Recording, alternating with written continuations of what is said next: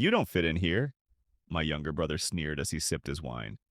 I simply smiled, bought the $5.2 million restaurant he was dining at, fired him on the spot, and reclaimed everything he thought was his.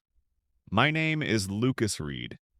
I'm 39 years old, and I once stood beside that same dining table without a chair, unwelcome at my own family's celebration. It was the Meridian in downtown San Francisco. If you're a local, you know it well. The kind of place where deals worth billions are sealed between mouthfuls of filet mignon, and where celebrities retreat into velvet-draped booths for secrecy. You can't get in without a reservation set 6 months in advance. So, when my brother Daniel called me out of the blue to invite me to a dinner in honor of his new role as executive director, I was surprised, cautiously hopeful even. Daniel and his wife Lauren had kept me at arm's length for years. I was the awkward working class older sibling, the disgrace, as they once said. While they wore designer clothes and climbed corporate ladders, I mopped floors and wore steel-toed boots. But part of me wanted to believe this invitation was a truce. I dressed in my cleanest suit, old, slightly frayed at the cuffs, but respectable. I drove my rusted-out pickup truck, handed the keys to a valet who looked at me like I had shown up to a black-tie gala in pajamas, and walked through the Meridian's polished doors. Inside was opulence, crystal chandeliers, music like a whisper, and waiters who moved as if on rails. I spotted them immediately. Daniel in a perfectly tailored suit, Lauren draped in diamonds, surrounded by executives and socialites. 10 chairs at the table, 10 people seated. No place for me. I hovered nearby. No one spoke to me. Daniel finally looked up, his smirk like a slap, and then Lauren, with venom wrapped in silk, said loudly, "Oh, Lucas." There must have been a mistake. But there's probably a McBurger's around the corner. A better fit for someone like you. Silence fell. Eyes turned. The humiliation was staged, deliberate. Everyone expected me to crumble. I didn't. I laughed. It started low, a grumble from somewhere deep, and built into something uncontainable. I laughed with the force of a man who held every card. Daniel's smile vanished. Lauren went pale. That was just the beginning. To understand how I got there, you need to know about the last 26 years. You need to know about Emily. We were an ordinary family once. 2 working-class parents, me at 13, Daniel at 6, and our baby sister Emily, barely 2. Then a drunk driver took everything. Our parents were killed instantly in a crash that made the evening news. Suddenly, I wasn't just a brother. I was a guardian. At 13, I became a parent. I dropped out of school to keep us afloat. Our life insurance money barely covered the mortgage.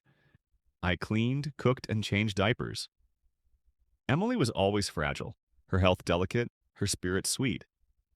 At 4, she caught pneumonia. The public hospital, our only option, yet was overcrowded and chaotic. We waited for hours as Emily burned up in my arms. Wealthy families came and went through a separate door, escorted immediately to private rooms. We were ignored. By the time we got help, it was too late. Emily died in my arms, her last breath a whisper. I sat there with her tiny body, numb, broken, furious. Money had killed her. That night, I swore Daniel would never know such pain. I'd build a fortress of wealth around him, whatever the cost. So I did. For the next 2 decades, I lived for him.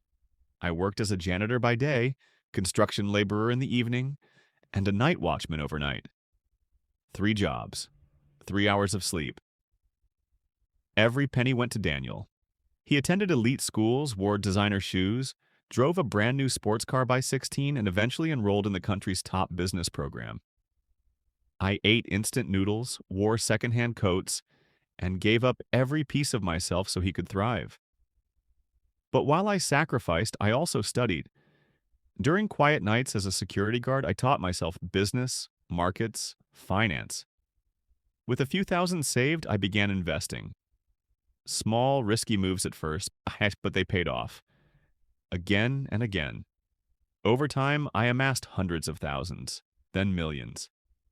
Quietly, I bought businesses, a catering firm, a janitorial service, then a tech startup, real estate, and finally the entire hospitality group that owned the Meridian.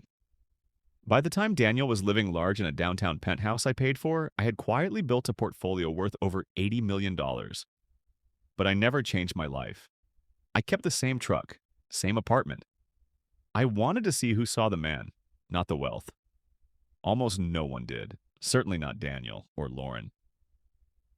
3 months before that fateful dinner, my cleaning job was outsourced. I lost my day gig, so I made a call. I pretended to be desperate. I asked Daniel for a small loan to cover rent. He refused, said things were tight, suggested I try government aid. A week later, I received a gift, a sleek desk clock. Inside it, a hidden audio recorder. They were spying on me. I started speaking aloud to the clock, acting like I was spiraling, hopeless, vulnerable, a test. Then came the dinner invite. I knew it was a setup, but I accepted because the time had come. The night before, I stood by Emily's grave and whispered, "This is for you." Then I made the calls. First to Clarissa, my PR strategist. I told her to prepare a full media drop. Financials, recordings, legal documents, all of it.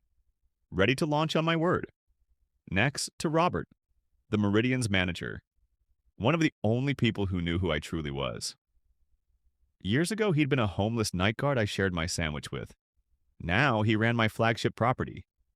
I told him the signal would come. He would know it when he heard it. Then I reached out to Leonard Morris, the CEO of the investment group that owned the bank Daniel worked at. Leonard was a good man, and he reported directly to me.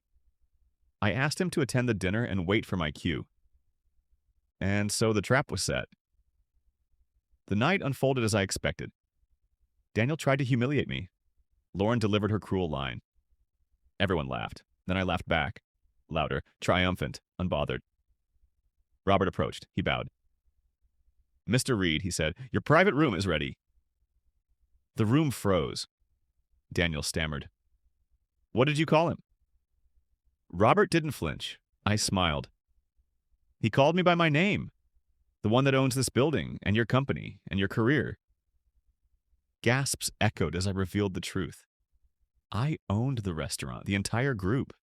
Their home building, their careers, their lives. Then came Leonard, walking over, his expression grave. "Daniel," he said, "Mr. Reed shared some very disturbing material with me.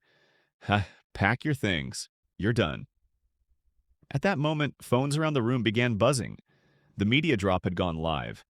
Headlines blazed, "Bank exec exposed in plot to institutionalize billionaire brother." Finally, I pulled out the tiny speaker. Pressed play. Lauren's voice filled the restaurant.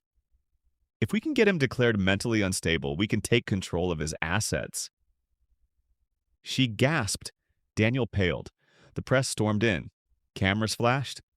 The final image? Me, standing tall in an old suit, victorious. Them, destroyed. I turned to Robert. "Have them escorted out. Clear their penthouse. I want it vacant by morning." He nodded. Then I walked toward the private dining room, the one waiting for me all along. Justice wasn't just served. It was plated, garnished, and delivered with a bow.